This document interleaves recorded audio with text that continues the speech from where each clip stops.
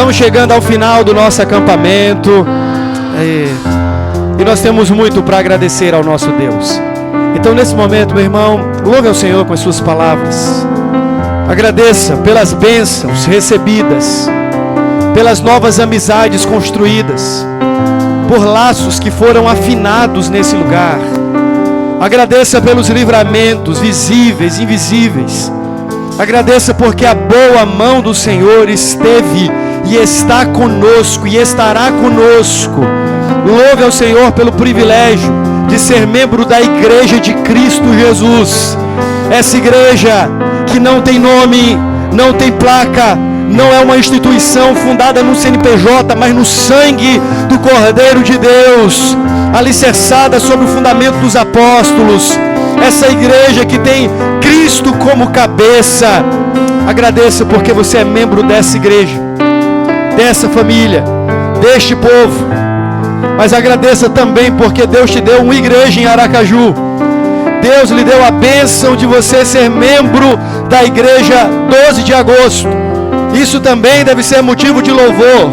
Nós recebemos do Senhor o presente de termos uma igreja que tem perseguido a fidelidade.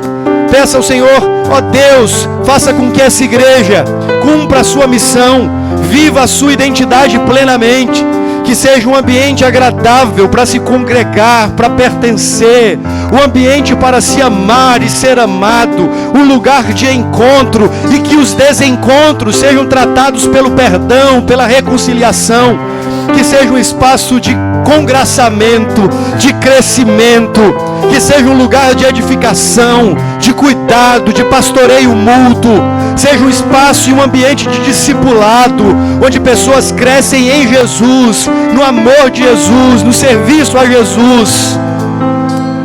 Clame nesse momento por sua igreja. Clame ao Senhor, porque nós estamos ouvindo desde o primeiro dia que Deus está nos conclamando a vivermos a experiência de uma igreja viva. Viva na palavra, viva na adoração, viva na comunhão, viva na oração, viva na santidade, viva nas boas obras, viva na missão. Oh Senhor, nós te louvamos. Obrigado a Deus por mais esse dia, obrigado por esse tempo precioso que temos aqui ajuntados como teu povo, a céu aberto, emoldurados pela beleza da tua criação, para adorarmos o Senhor que é Rei sobre tudo e sobre todos. Ó Deus, nós te louvamos, porque tu és por excelência o Rei de todo o universo. Te louvamos, te exaltamos, porque os céus são os céus do Senhor, a terra é o estrado dos seus pés. Te bendizemos, ó Deus, porque pelo poder da sua palavra o Senhor falou e todas as coisas vieram a existir. O Senhor chamou a existência do nada tudo que os nossos olhos veem, tudo que os nossos olhos não veem.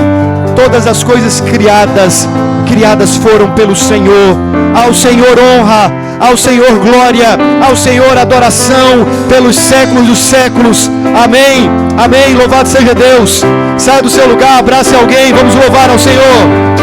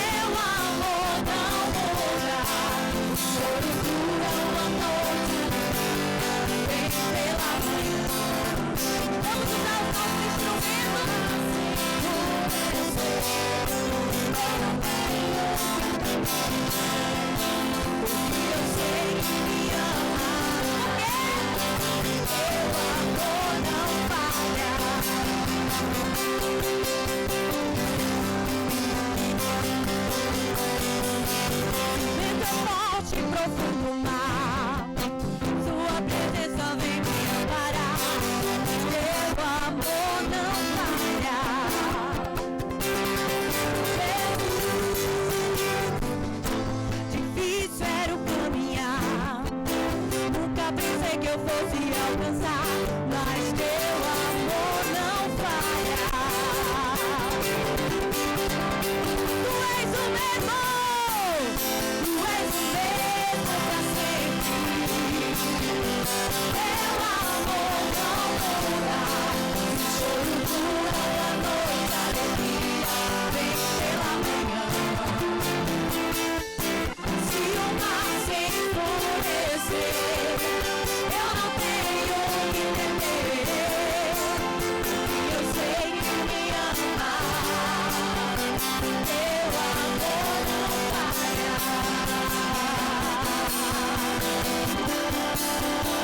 Teu amor não falha.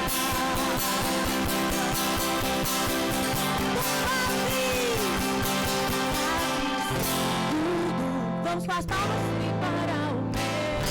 Tu fazes bem baixinho. Pede para o meu bem. Tu fazes pede para o meu bem. E tu fazes e tudo pede para o meu bem. Tu és o mesmo pra sempre. Teu amor não muda. O choro dura na noite, a alegria vem pela manhã. Se o mar se enfurecer, eu não tenho o que temer, porque eu sei que me ama. Agora só a igreja declara: tu és o mesmo pra sempre. Teu amor choro vem pela manhã. Se o mar se enfurecer, se o mar se enfurecer, eu não tenho o que temer, porque eu sei que me ama.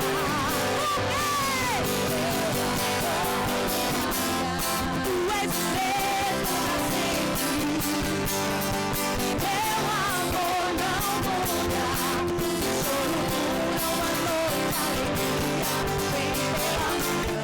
Aleluia! Se o mar se enfurecer, eu não tenho o que temer, porque eu sei que me ama. Teu amor não falha.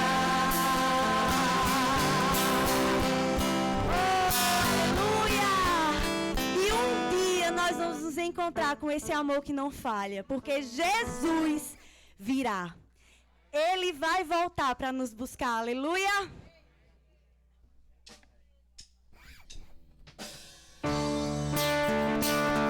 Vamos bater palmas.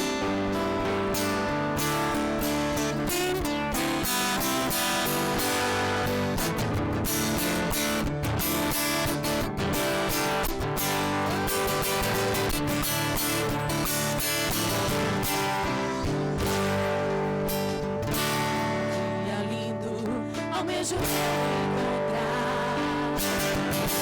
eterna glória, prometida está.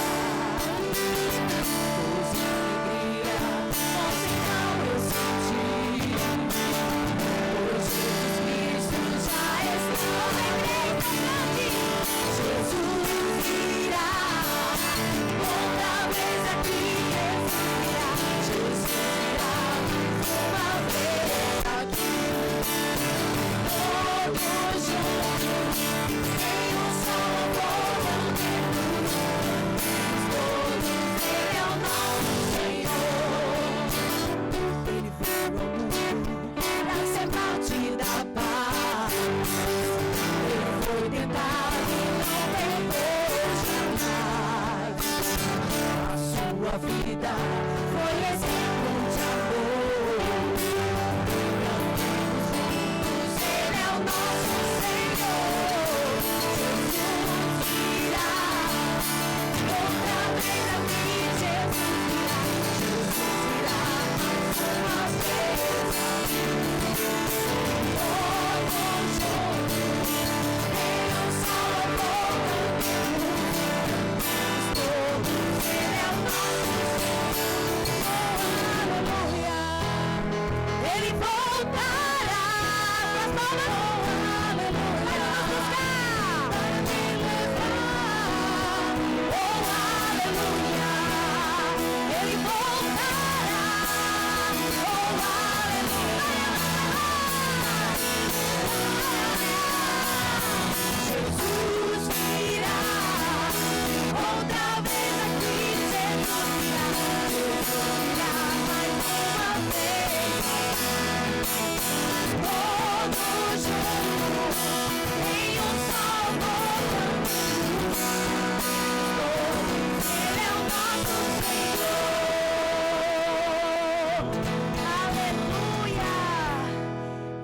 vai voltar, glória a Deus.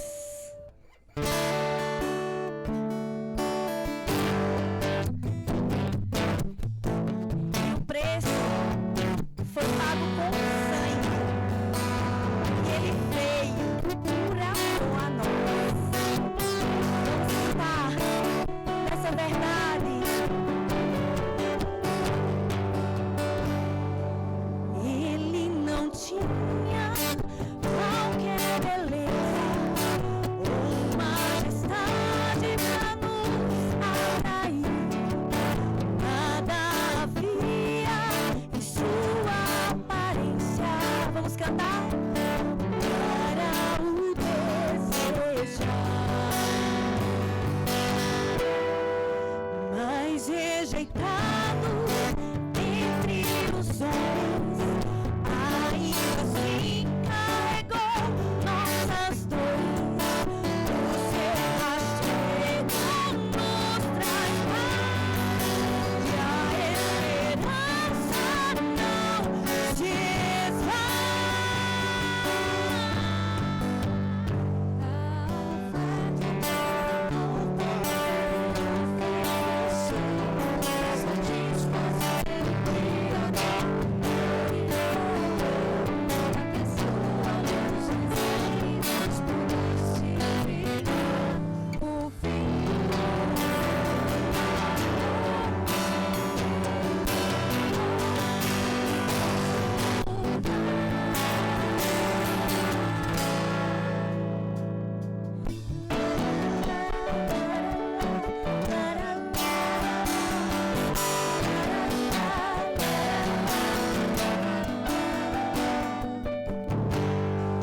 mas rejeitado dentre os homens, ainda assim carregou nossas dores. O seu castigo nos traz paz, e a esperança não se esvai.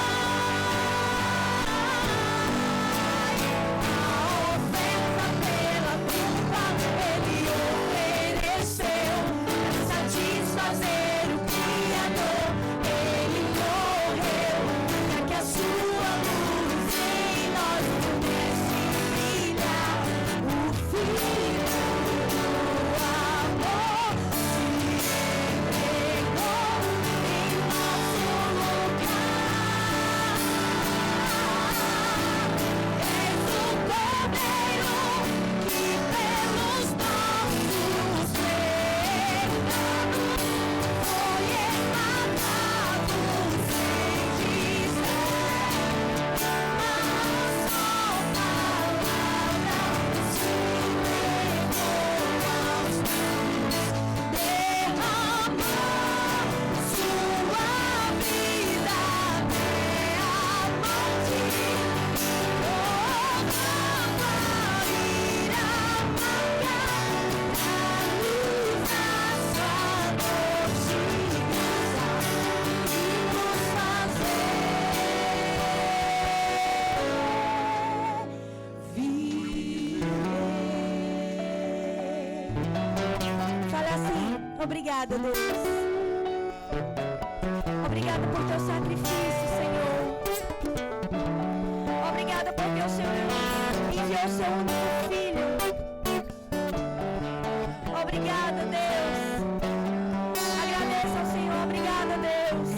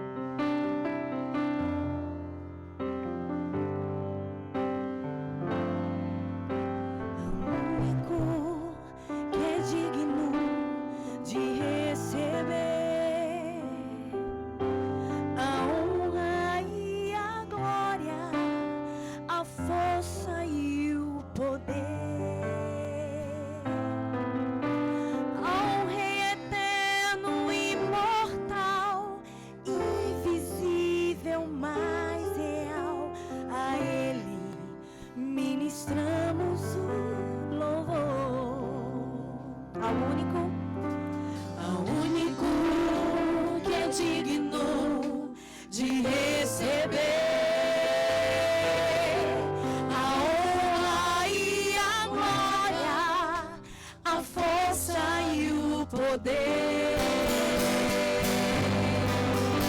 Ao Rei eterno e imortal, invisível, mais real, a Ele ministramos o louvor. Coroado,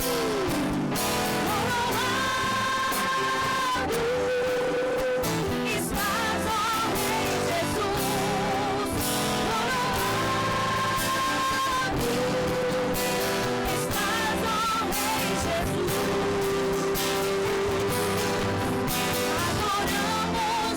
teu nome, nos rendemos aos teus pés,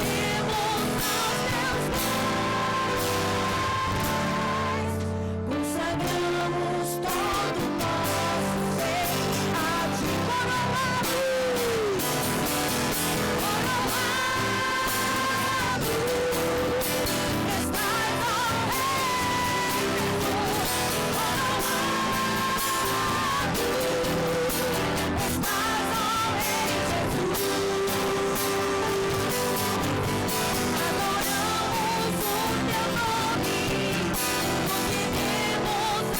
Rei consagramos todo o nosso ser a ti. Consagramos todo o nosso ser a ti. Consagramos todo o nosso ser a ti. Aleluia! Glória a Deus!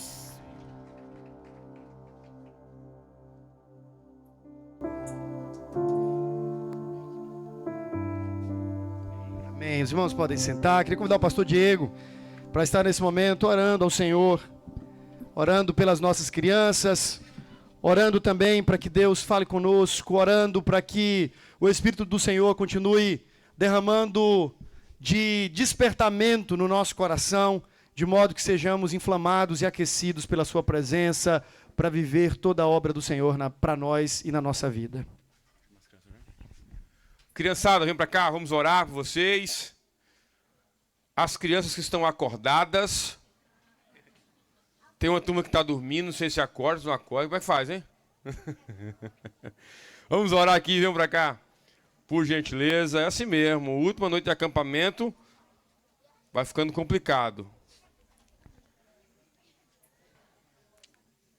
Tá chegando mais ali, lá do cantinho.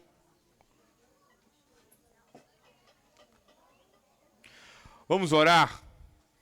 Feche seus olhos. Vamos abençoar essas crianças, rogar sobre ela graça, forças renovadas para ouvir a mensagem do Evangelho. Amém. Que esse horário agora o negócio complica mais, né? Depois de um dia muito produtivo. Vamos orar? Senhor amado, te damos graças, Senhor, pela tua bondade e tua misericórdia. Muito obrigado, Senhor, por tudo que vivemos até aqui. Muito obrigado pelas canções que nós cantamos a Ti, que exaltam o Teu poderoso nome. Senhor, apresentamos agora essas crianças, ó Deus, que irão agora, Deus, ouvir o Evangelho. Que o Evangelho possa adentrar o coração delas. Que o coração delas sejam como um terreno bem preparado para receber a semente do Evangelho. E essa semente cresça e frutifique para a glória do Senhor Todo-Poderoso. Nós consagramos essas crianças ao Senhor. Que elas sejam instrumentos poderosos em tua mão, em tuas mãos. Nós choramos assim, Senhor. Rogamos também por nós. Queremos ficar aqui e pedimos ao Senhor que mais uma vez, nessa última noite de acampamento, o Senhor possa impactar o nosso coração mais uma vez pela palavra do Senhor.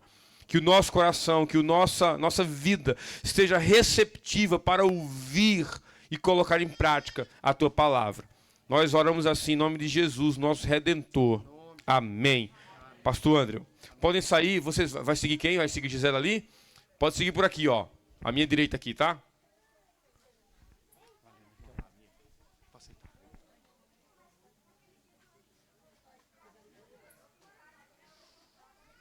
Meus irmãos, gostaria de convidá-los a mais uma vez abrirmos nossas Bíblias na primeira epístola de Pedro, capítulo 2, versículos 9 e 10. nós encerraremos a exposição desse texto que norteou todas as nossas ministrações noturnas. Então, desde a primeira noite até hoje, nós estamos expondo esse texto de 1 Pedro, capítulo 2, versículos 9 e 10. Primeira Epístola de Pedro, capítulo 2, versículos 9 e 10.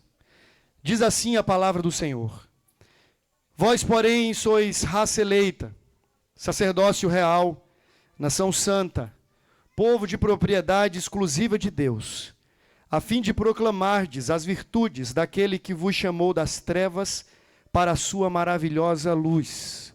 Vós sim, que antes não erais povo, mas agora sois povo de Deus, que não tinhais alcançado misericórdia, mas agora alcançaste misericórdia.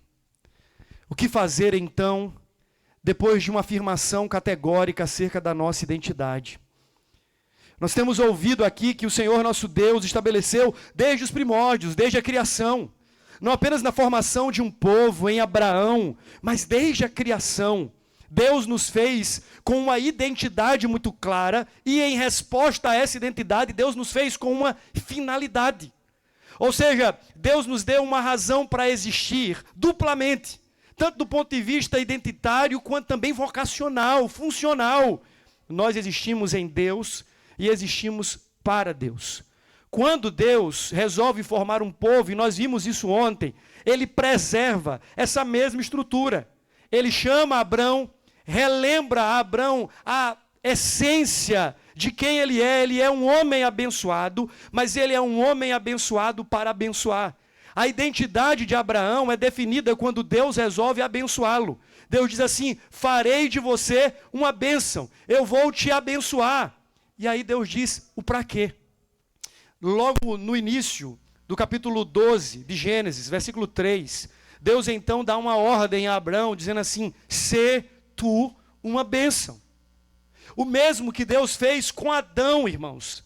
É importante que a gente entenda essa lógica da teologia bíblica se desenrolando. Deus cria Adão, Deus cria Eva, e diz a palavra que Deus os abençoou.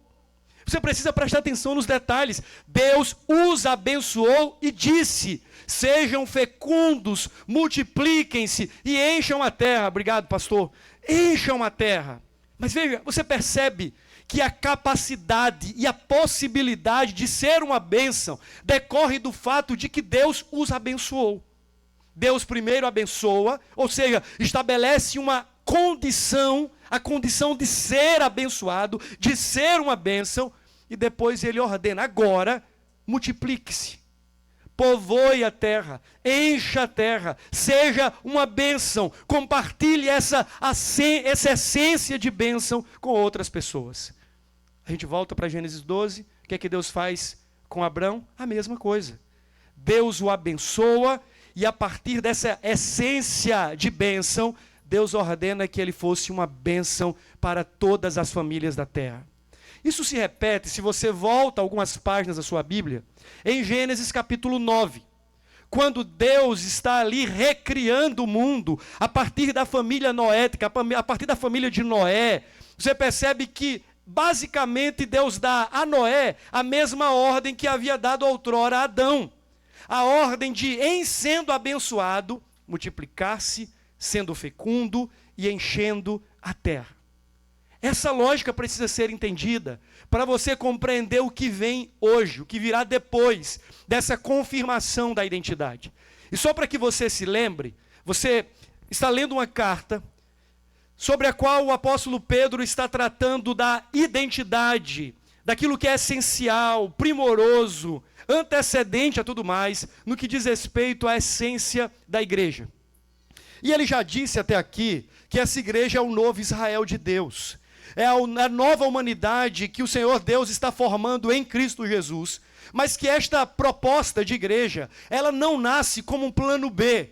É como se Pedro está realinhando a história a partir da eternidade. Ele diz que esse novo Israel, essa igreja que não é étnica do ponto de vista de um grupo racial, essa igreja que é composta por todos os santos e fiéis e crentes, ela nasceu não dentro de um campo histórico em que Deus teve que resolver um problema porque Israel falhou. Não. Essa igreja, segundo Pedro, é formada por peregrinos eleitos, por um povo a quem Deus e com quem Deus eternamente se relacionou, amou, se comprometeu e resolveu desde antes da fundação do mundo separar para si, para ser a sua família. Ele diz que esta igreja tem como identidade a marca da eleição. Nós somos um povo eleito, uma raça eleita. E vimos que as implicações disso é que a nossa identidade vem de Deus, de uma escolha de Deus, da soberania de Deus, da vontade de Deus. Ele eternamente resolveu nos chamar e resolveu nos formar povo seu. É importante que se diga que dentro dessa primeira credencial de identidade está o aspecto de raça, de genos, de fazer parte de um povo, de um grupo, de uma família, mostrando que a eleição é ao mesmo tempo uma eleição para a salvação e uma eleição para pertencer a um povo. O Senhor nos elege em Cristo, ao mesmo tempo para sermos salvos e, em sendo salvos, pertencermos a um corpo vivo e orgânico que é a sua igreja. Logo, ninguém pode dizer assim: eu sou de Cristo, eu sou salvo, eu sou a igreja, eu me basto. Não! A eleição presume, a eleição pressupõe o envolvimento, a inserção do eleito numa raça, numa humanidade que Deus está formando em Cristo Jesus. Depois o texto diz que esse Deus nos credenciou em termos de identidade como um povo sacerdotal que tem uma linhagem real. Ele diz que nós somos sacerdotes ou sacerdotes reais, ou que temos um sacerdócio real. A mesma imagem que foi atribuída primeiramente, sem essa linguagem, a Adão, que estando no jardim era o grande guardião daquele templo orgânico e que atuava ali para cuidar, guardar a terra, e ele fazia isso como um sacerdote, ainda que não segundo as ordens do sacerdócio humano. Eu falei isso na minha classe, não falei nos sermões até aqui. Existem duas palavras que aparecem para Adão em Gênesis, que é geralmente atribuída, e alocada dentro dos mandatos, como um mandato cultural, que é cultivar e guardar a terra.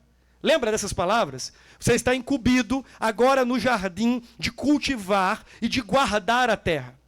Essas palavras são aplicadas a Adão, depois elas desaparecem. E você vai encontrá-las tão somente lá na frente, quando agora, dentro da estrutura do tabernáculo, o sacerdócio levítico é instituído.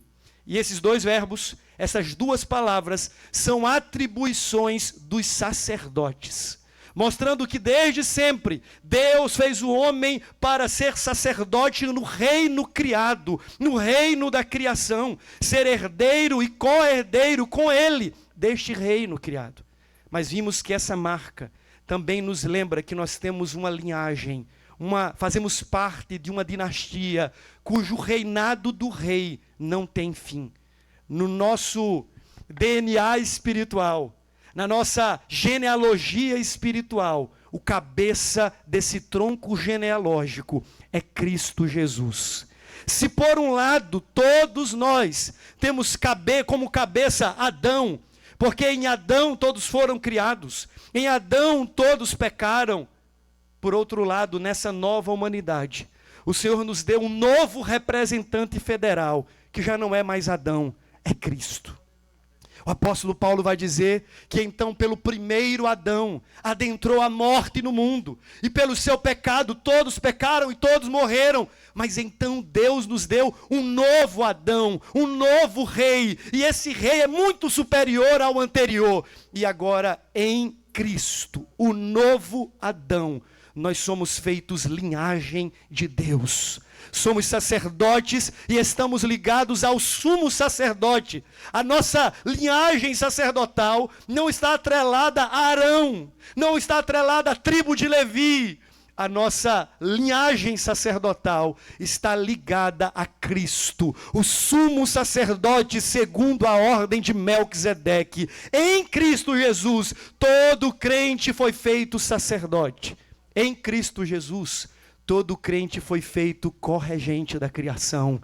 Nós fomos criados para reinar em Cristo e para reinar com Cristo. Essa é a identidade da igreja. A igreja é uma comunidade sacerdotal. A igreja possui uma linhagem real por causa de Cristo e em Cristo. Aprendemos ontem que parte da credencial da identidade da igreja é o ser nação santa. Deus separou-nos dentre todos os povos da terra para ser povo seu.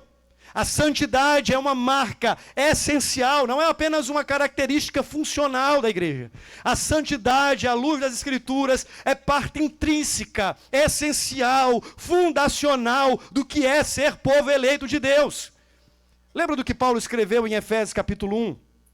Quando ele diz que Deus nos elegeu em Cristo antes da fundação do mundo para sermos santos, irrepreensíveis diante dele, e em amor nos predestinou para a adoção de filhos. Você percebe que a santidade, a santificação é parte inerente, inseparável da eleição, e que todo aquele que eternamente por Deus foi chamado pela eleição para a graça da salvação, por esse mesmo Deus recebeu o dom da santificação, que vem quando o Espírito Santo regenera o nosso coração, nos fazendo unidos a Cristo, de modo que a partir daquele momento, quando Deus olha para nós, Ele vê Cristo, o Santo de Israel, o Santo de Deus. Mas não apenas isso, esse mesmo Espírito que nos posiciona em termos de status diante de Deus, é o Espírito que diariamente está nos formando, nos modelando, nos conformando à imagem do Filho perfeito. De modo que a igreja é essa comunidade atracional e ao mesmo tempo um povo de contraste. Nós somos sal que salga, nós somos luz que brilha. Nós desenvolvemos essa santidade dentro do ambiente de mundanidade. Falamos sobre isso na expressão do John Stott. Não enclausurado, não no claustro, não no monastério, mas vivemos essa santidade à luz de um mundo em trevas, para que nós sejamos aqueles que em nome de Cristo evidenciaremos aqui agora os reflexos da nova humanidade. Nós somos a antecipação da glória eterna. A presença da igreja nesse mundo sinaliza que há luz em meio às trevas, e que as trevas não venceram sobre a luz. Cristo Jesus se representa numa raça eleita, num sacerdócio real e numa nação santa. E encerramos então falando que parte dessa nossa identidade está o ser propriedade exclusiva de Deus. Propriedade, primeiro, porque nós fomos adquiridos. Irmãos, poderíamos pensar que veja, não é que nós temos uma propriedade, é que nós somos propriedade. Pensa nisso. Alguém adquiriu-nos, alguém comprou-nos, alguém tem direito sobre nós. E aí Pedro, o mesmo que está falando que nós somos propriedade exclusiva de Deus, remetendo-se a Êxodo capítulo 19, ele está fazendo nos recordar a redenção. Sabe por que você está aqui? E Pedro vai dizer: porque Deus o comprou.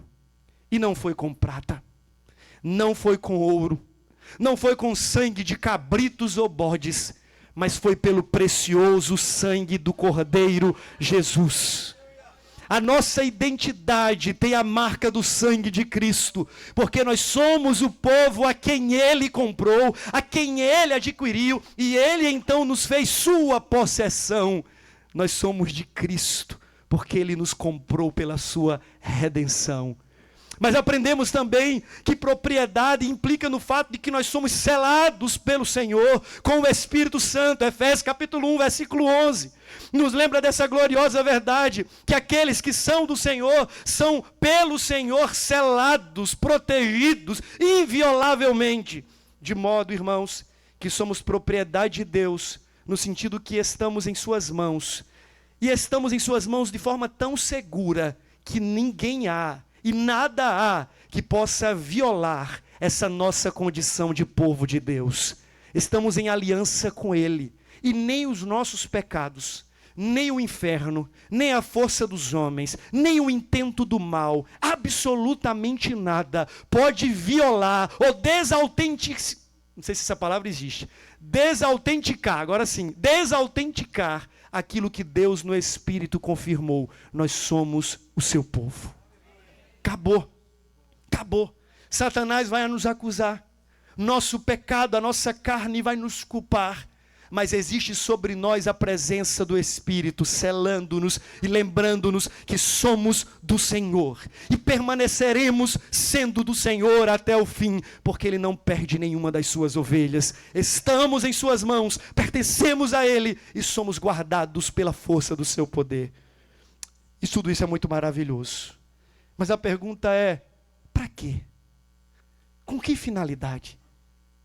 É muito bom nós batermos no peito, e como presbiterianos que somos, recordarmos as antigas doutrinas da graça, a beleza da eleição, do sacerdócio real, tão ensinado por Martinho Lutero. É maravilhoso olharmos para nós e nos vermos distintos, como uma nação separada, uma nação santa, singular, singularizada por Deus. É muito especial olharmos no espelho, pelas lentes do Evangelho, e sermos recordados que nós somos do Senhor, fomos comprados pelo Senhor, selados pelo Espírito do Senhor, e temos sido guardados e seremos guardados por Ele até o fim. E diz que Ele fez tudo isso para que fôssemos um povo exclusivo. Com que finalidade? E aí você lembra o que é que está no versículo de número... finalzinho do versículo 9 e então versículo 10. O que é que diz no finalzinho do versículo 9? A fim de proclamardes as virtudes daquele que vos chamou das trevas para a sua maravilhosa luz. É muito objetivo o que está sendo dito aqui. Vocês são tudo isso para quê? A fim de quê? Com a finalidade de serem um povo em missão. Identidade, finalidade. Essencialidade e vocação. Não tem como separar. Tudo que nós somos para. Abençoados para abençoar.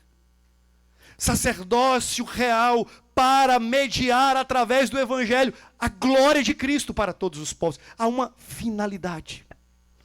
Irmãos, eu queria então encerrar essa sequência de 3 mensagens, lembrando que nós somos uma raça eleita.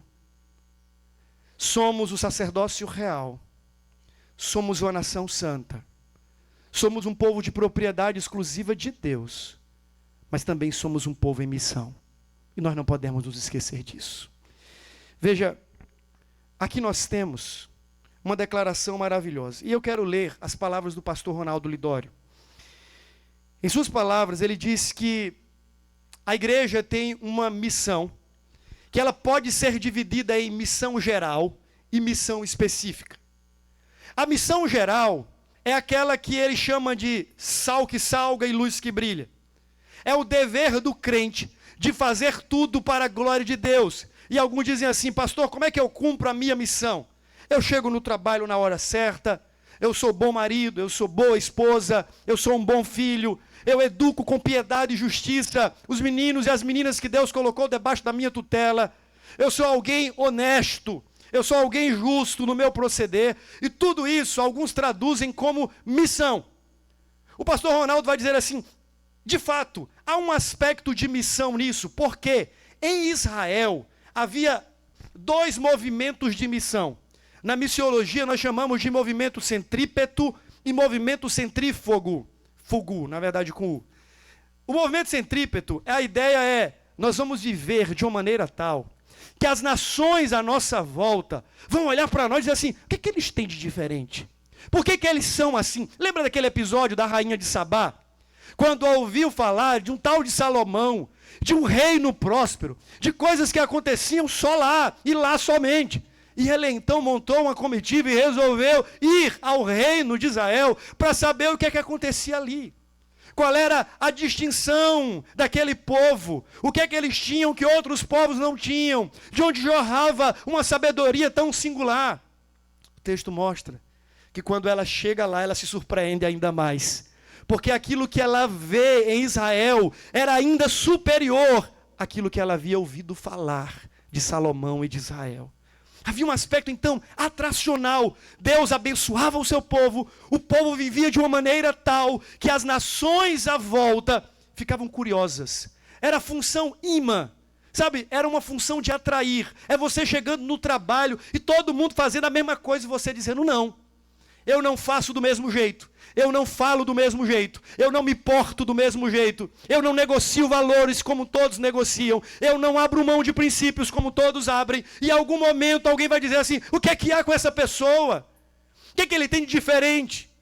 E então eles vão nos procurar, e vão querer saber a razão da nossa esperança.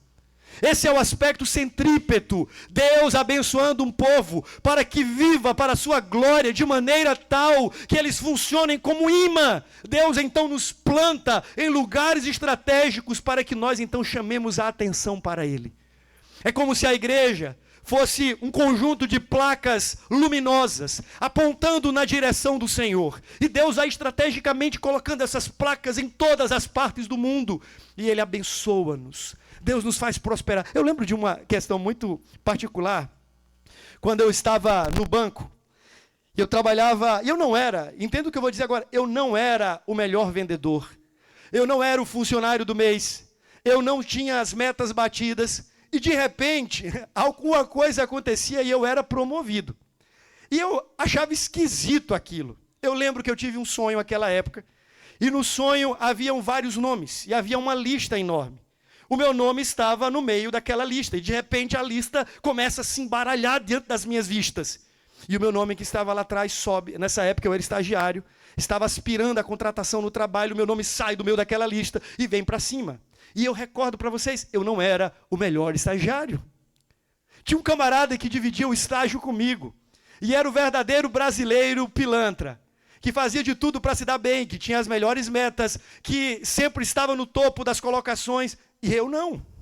Eu era só mais um funcionário.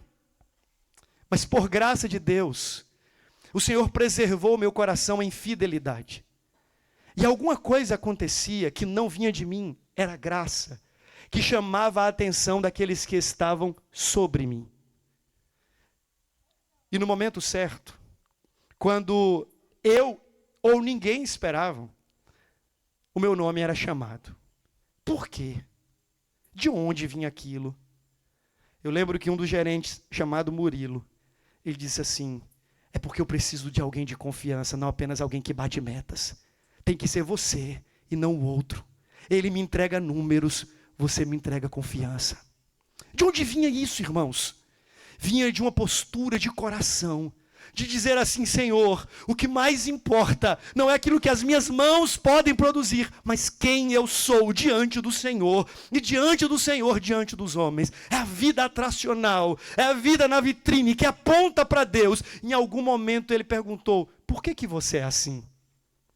Foi a hora exata de eu falar para ele a razão da minha esperança.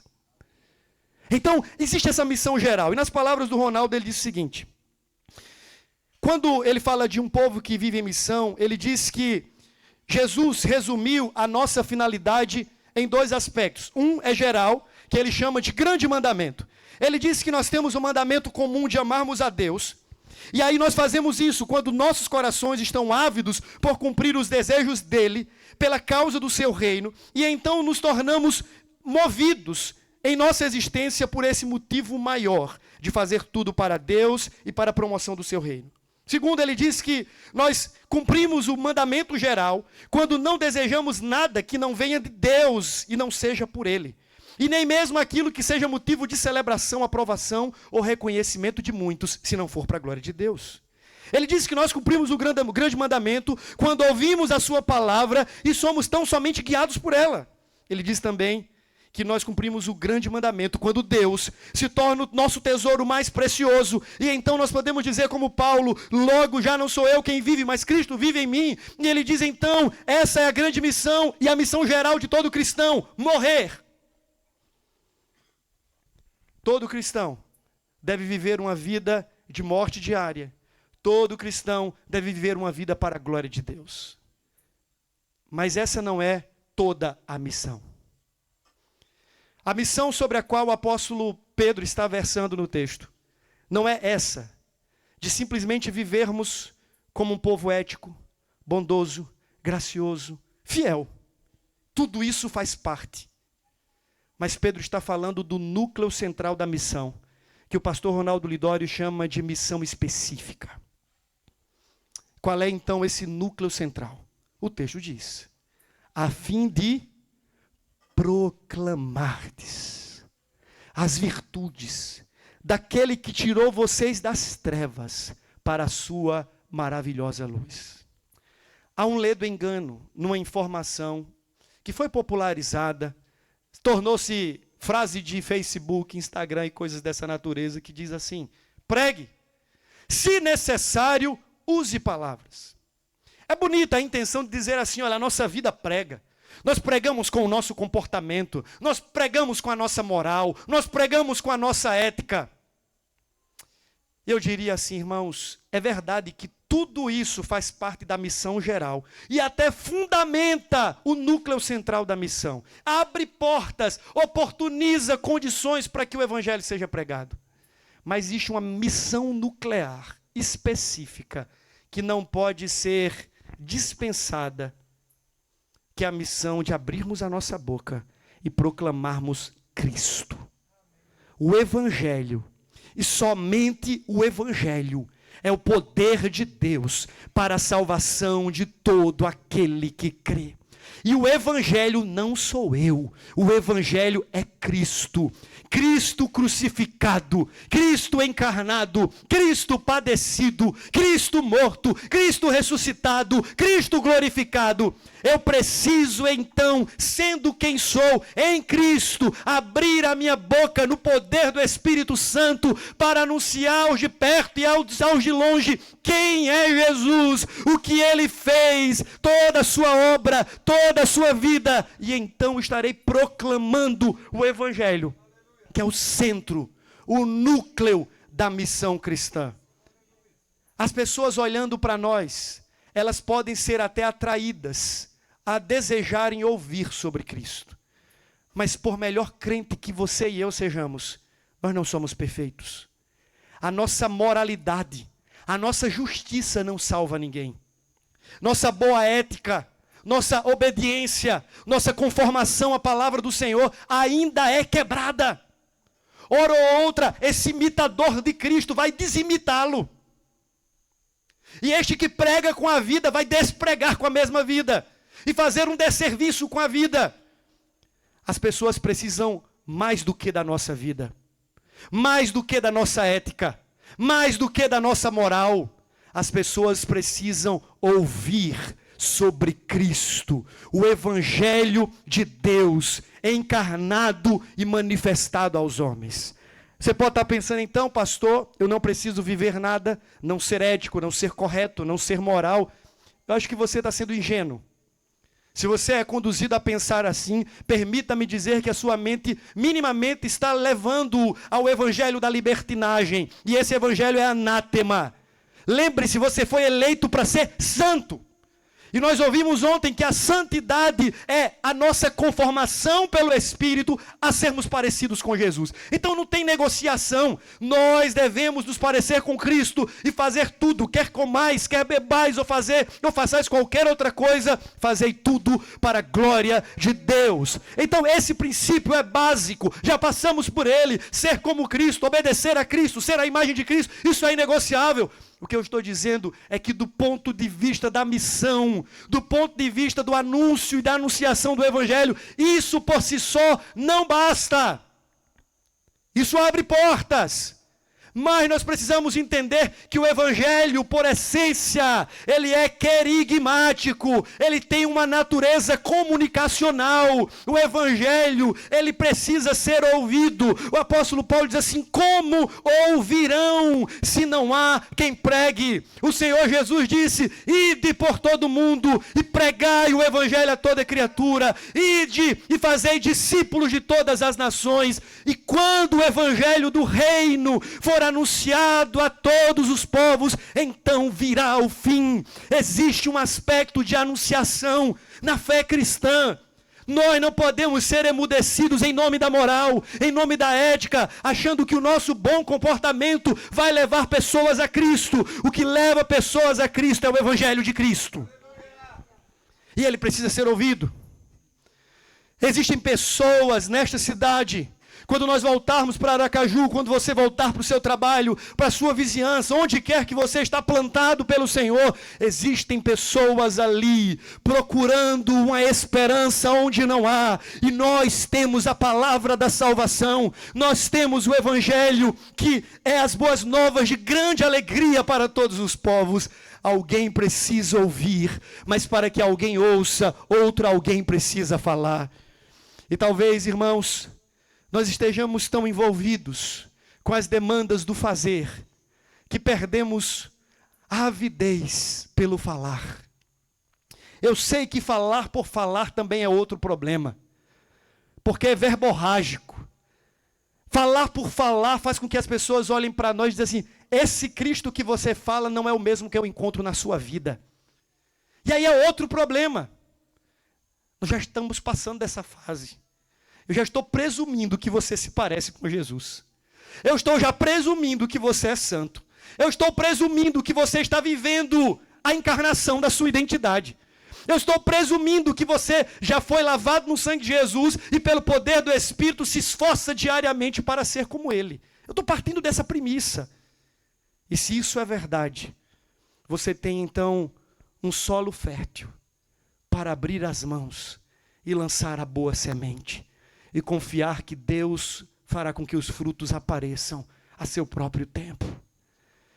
Ah, irmãos, enquanto nós estamos aqui celebrativos, no nosso Brasil, no nosso Nordeste, milhares de pessoas se entorpeceram nesse último final de semana, tentando encontrar numa seringa, numa garrafa, num novo relacionamento, alguma esperança, alguma alegria, alguma paz.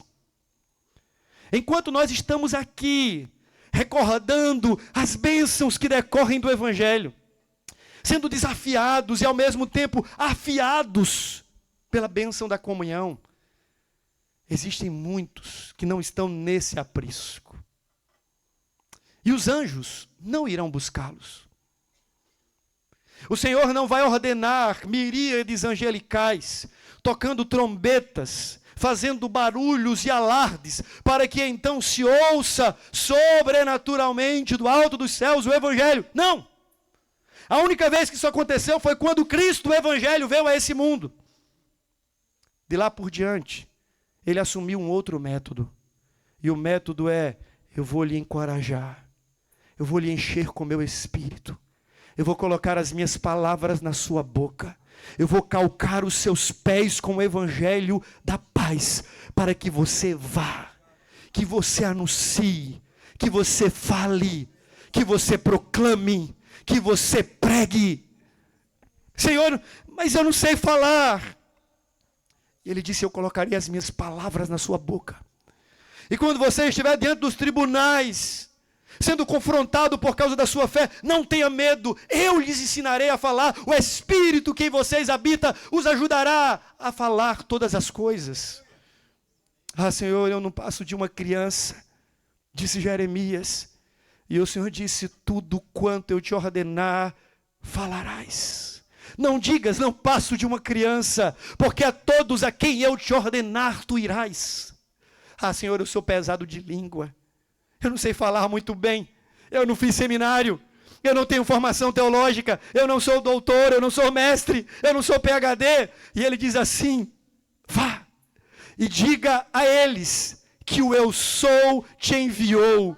E então Moisés, se valendo de Arão, vai na força do Senhor. E então Deus o usa poderosamente. Porque no final das contas, o que o Senhor está procurando não são os grandes medalhões da nossa geração, as pessoas icônicas e poderosas. Deus está procurando corações disponíveis e línguas e bocas humanas que possam ser servidas pelo Evangelho para tornar o Cordeiro amado, conhecido e adorado nesse mundo. Ah, irmãos, Jesus morreu e é de prejuízo enorme para nós acharmos que Jesus é apenas o nosso Redentor. No plano eterno de Deus, envolve um povo que o Cordeiro comprou de toda tribo, língua, raça e nação. E o Senhor não se dá por contente em ser adorado apenas por 200 pessoas em Aracaju. O desejo eterno de Deus é que no dia final uma multidão incontável esteja diante do trono do Cordeiro que venceu, dizendo ao Cordeiro que venceu, seja a honra, seja a glória, seja o louvor, seja as ações de graças. Porque todas as coisas fizestes, todas as coisas pela tua palavra vieram a existir. E então diz a palavra que os 24 anciãos se prostrarão diante do trono do Cordeiro, arremessando as suas coroas, e eles então tomam voz naquele coro que reconhece que o Cordeiro é digno. E então príncipes e poderosos, toda a criação se prostra, se curva ao Cordeiro que venceu e que pelo seu sangue adquiriu para Deus um povo. Se você é povo de Deus, ouça-me, meu irmão, existem muitas ovelhas de Cristo que não estão aqui e elas precisam ser alcançadas por braços de carne e osso, antes de serem alcançadas pelo braço eterno do Redentor. Elas passam pelas nossas mãos. Há uma frase de Spurgeon que eu gosto muito, ela não parece muito calvinista, mas conhecendo Spurgeon, eu entendo o que ele quis dizer. Ele diz assim: se houver que algum pecador pereça, que não seja assim as nossas digitais, nas suas pernas, nos seus pés, nas suas canelas, como nós falamos nordestinamente, não nos seus braços, que não seja por irresponsabilidade nossa, que não seja por descumprimento nosso da missão. Alguém, quando a gente descer desse monte, estará dizendo assim: onde eu encontro esperança? Onde eu encontro um caminho?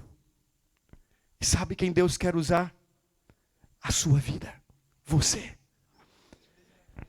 Sabe, porque um dia Deus usou alguém para que você estivesse aqui. Quantos aqui se converteram pela visita de um anjo pregando o evangelho? Levante a mão, por favor. A Fabiana levantou a mão. Fabiana, testemunha aqui, por favor, minha irmã. Como foi que Gabriel pregou o evangelho para você? Agora, quantos aqui vieram a Cristo porque alguém, familiar, amigo, primo, vizinho, pastor, seja lá que for, pregou o evangelho para você? Levante a mão, por favor. Alguém de carne e osso olhou nos seus olhos e disse assim: Cristo te conhece. Ele te ama e Ele deseja mudar a tua história para sempre. E então o Espírito dilatou o seu coração e você olhou para Ele e disse assim: que Salvador maravilhoso é esse?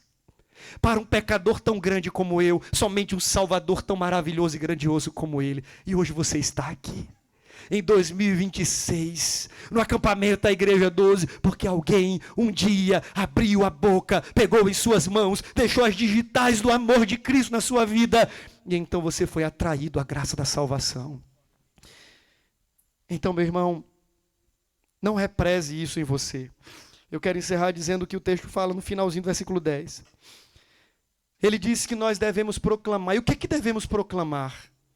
Devemos proclamar a redenção. Porque ele diz assim: devemos anunciar, proclamar as virtudes daquele. Quem é esse? É Cristo. E o que é que ele fez? Ele nos arrebatou das trevas para a sua maravilhosa luz.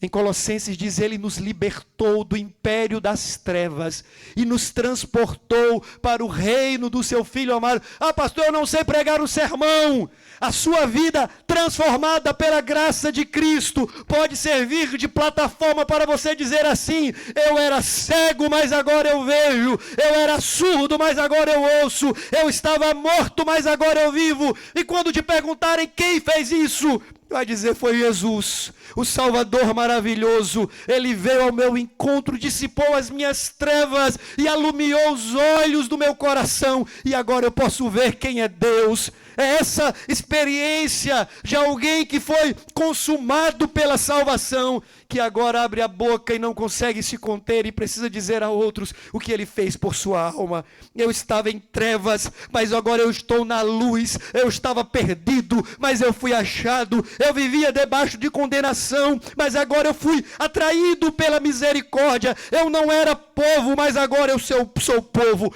Eu estava distante, mas eu fui alcançado e atraído pelo amor. Ah, meu irmão, nós temos uma história para contar. Nós temos uma mensagem para anunciar. E não é sobre nós. É sobre aquele que nos tirou das trevas. É sobre aquele que lançou a luz do seu rosto sobre nós. Nós temos algo a dizer para esse mundo. Nós temos uma notícia para compartilhar. E ela é muito poderosa, eficaz, transformadora. Mas precisamos abrir a nossa boca. Precisamos dizer a este mundo, custe o que custar, qual é a razão da nossa esperança? O que nos faz ser quem somos? Aqui me parece que Pedro oferece um tipo de estratégia de evangelização. Eu poderia encerrar dizendo o seguinte, olha, Pedro oferece aqui uma estrutura de esboço. Primeiro, você começa dizendo onde você estava e fala agora onde você está. Quem era você? Onde é que você estava? Se não fosse Jesus na sua vida, onde é que você estaria hoje? Qual seria o nome do bloco que você iria acompanhar nesse carnaval? Se você estivesse vivo, né? Porque talvez nem vivo eu tivesse. Certamente me conhecendo a vileza do meu coração, é provável que nem aqui eu estivesse. Muito menos no bloco de carnaval. Talvez minha mãe estivesse aí se preparando para o próximo dia 2 de novembro, para finados, e visitar o corpo do filho. Mas eu não estou mais lá, porque alguém veio até mim. Ele veio ao meu encontro. Onde eu estava e agora é onde eu estou. Eu estava nas trevas, agora eu estou na luz. Segundo, quem você era e quem você é. Não era povo, mas agora sou povo. Eu não era, mas agora eu sou. O que nós não possuíamos, mas que agora possuímos. Eu não possuía o dom da salvação, mas agora eu tenho. Onde eu estava, onde eu estou, quem eu era, quem eu sou, o que eu não tinha, o que é que eu tenho agora? Tudo isso se deve a um nome só, que nós proclamamos: Jesus.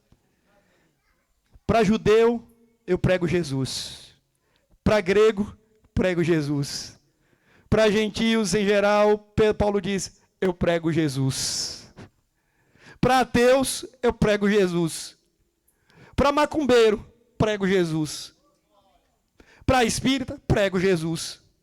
Para qualquer que seja, prego Jesus, porque não há outro nome pelo qual importa que o nome do Senhor seja invocado e que nós sejamos salvos, senão o nome de Jesus. Há um só Deus e um só mediador entre Deus e os homens, Jesus Cristo, homem. A este Jesus nós amamos, este Jesus nos deu nova identidade, esse Jesus é a nossa mensagem. A Ele anunciamos, para Ele vivemos, até que Ele venha. Diga para o seu irmão assim, Jesus é a nossa mensagem. Jesus é a nossa mensagem. Fique de pé nesse momento. Nós vamos encerrar esse momento cantando o cântico tema do acampamento. Nós estamos de pé, porque Jesus veio até nós e nos levantou do monturo. Ele nos tirou de um charco de lama, firmou os nossos pés numa rocha. E por essa razão nós estamos aqui. Vamos cantar com alegria, vamos celebrar, porque agora nós somos, não éramos, mas agora somos povo de Deus. Louvado seja o seu nome. Deus. Aleluia. Aleluia. Igreja. Igreja amada de Jesus. Vocês estão vivos aqui, amém? E estamos aqui de pé para louvar a esse Deus que é digno de toda a honra, de toda a glória, de todo o louvor. Então bata seus palmas, louve esse Deus, porque não importa, mesmo pressionados, nós não nos desanimamos, porque Ele nos torna em pé, de pé. Então louve esse Deus conosco. Aleluia.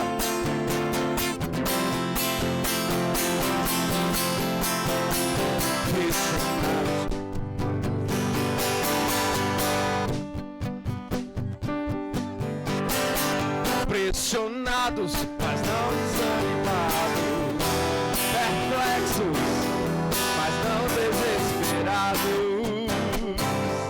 estamos de pé. Perseguidos, mas não abandonados, abatidos, mas não destruídos, porque estamos de pé. Não caminhamos, declare, não caminhamos pelo que vemos, o que nos move é o que nós cremos. Nação santa, perseguidos, mas não abandonados, abatidos, mas não destruídos, porque estamos de pé. Não caminhamos pelo que vemos, o que nos move é o que a igreja, é o que nós cremos. Nação santa, somos a igreja, vivemos por fé, estamos de pé, nada pode nos parar. A perseguição não parou a igreja, o Coliseu não parou a igreja, os leões não pararam a igreja do Senhor. Quem pode dar o glória a Deus? O inferno não pode prevalecer. Vamos avançar, não vamos parar de crescer. Ninguém pode parar a igreja do Senhor. Os homens, quero ouvir os homens. A perseguição não parou a igreja, o Coliseu não parou a igreja, os leões não pararam a igreja do Senhor. As mulheres bem fortes, vai! O inferno não pode prevalecer. Vamos avançar, não vamos parar de crescer. Ninguém pode parar a igreja. Todos juntos, a perseguição! A perseguição não parou a igreja! Os leões não pararam a igreja do Senhor! Nem a Covid-19 nos parou, aleluia! O inferno não pode prevalecer. Vamos avançar, não vamos parar de crescer. Ninguém pode parar a igreja do Senhor. Não caminhamos, não caminhamos pelo que vemos, o que nos move é o que nós cremos. Nação santa, somos a igreja, vivemos por fé, estamos de pé. As vozes, não caminhamos pelo quê? Pelo que vemos. Declare! O que nos move É o que? É o que nós cremos, e nós cremos no Senhor Jesus! nação santa, somos a igreja, vivemos por fé, estamos de pé, não caminhamos pelo que vemos, o que nos move é o que nós cremos, e nós cremos em Ti, Senhor. Nação santa, somos a igreja, vivemos por fé, estamos de pé.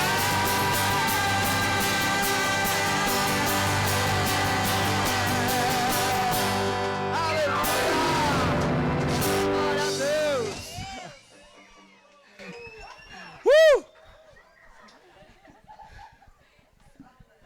Aí sim, domingo, depois do culto, a gente vai cantar essa música de novo. Depois do culto, não, final da mensagem.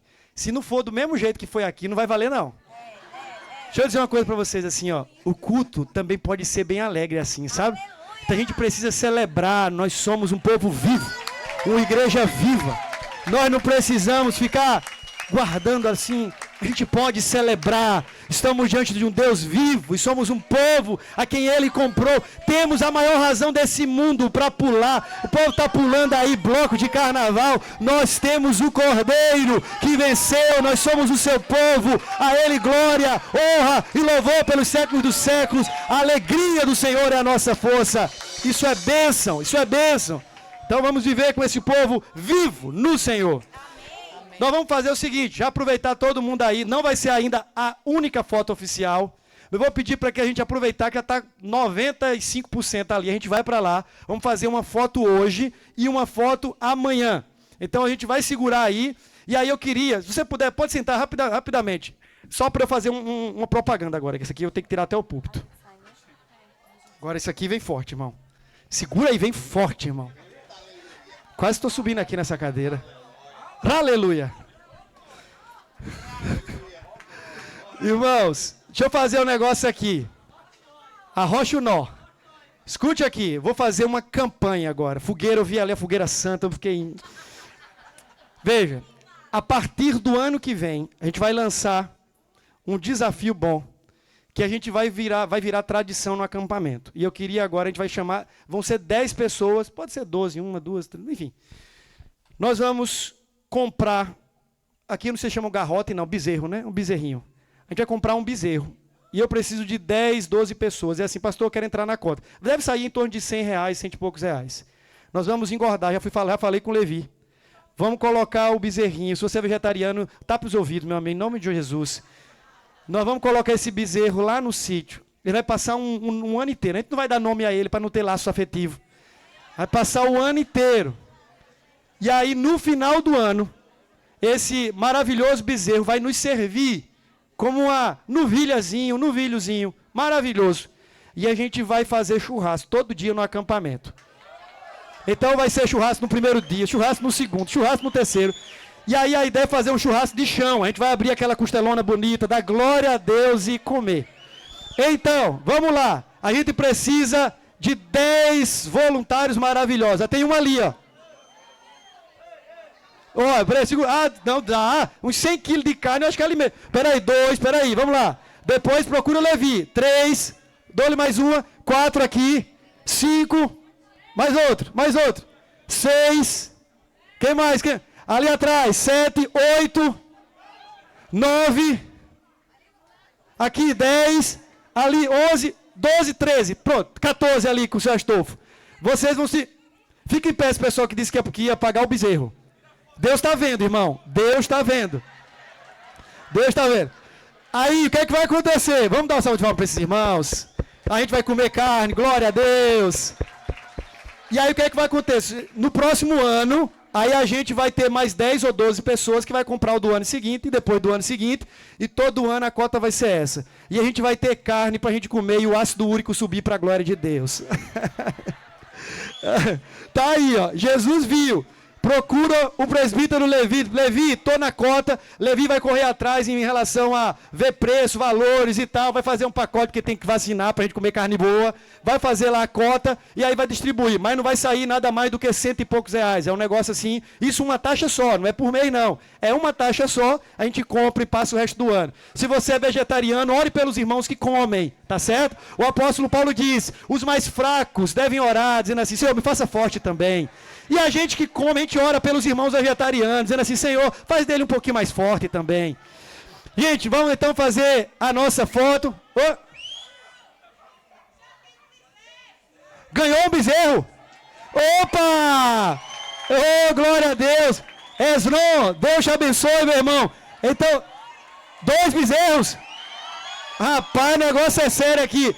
Então, 2 bezerros. Os irmãos que se comprometeram esse ano já fica para 2028. Tá garantido. Jesus viu, a foto foi tirada lá de satélite. Então, ano que vem já tem o bezerro garantido. Churrasco todo dia no acampamento em nome de Jesus. Amém? Vamos fazer a foto, vamos ficar de pé. Vamos juntar aqui a turma. Cadê quem é o camarada da Kodak? Cadê a Kodak? A Kodak. Cadê? Como é o nome dele? Somebody Love. Cadê Somebody Love? Vem pra cá, depois a gente tira uma com você. Eita maravilha, olha Jesus. Irmão, é assim, no céu não vai ter, então a gente come aqui. É desse jeito, não vai ter sangue lá, a gente tem que aproveitar enquanto tem aqui. Cadê o Somebody Love do... Vem pra cá, tira uma de Mário, depois tira outra. Junta aqui, junta aqui. Não. Não. Tem que se alimentar bem. Proteínas. Daqui pra lá. Porque a gente aproveita o pessoal, fica mais fácil. Tira um aqui, mas essa não é oficial. Amanhã a gente vai ter durante o dia a foto oficial, mas vamos garantir essa aqui. Roberto.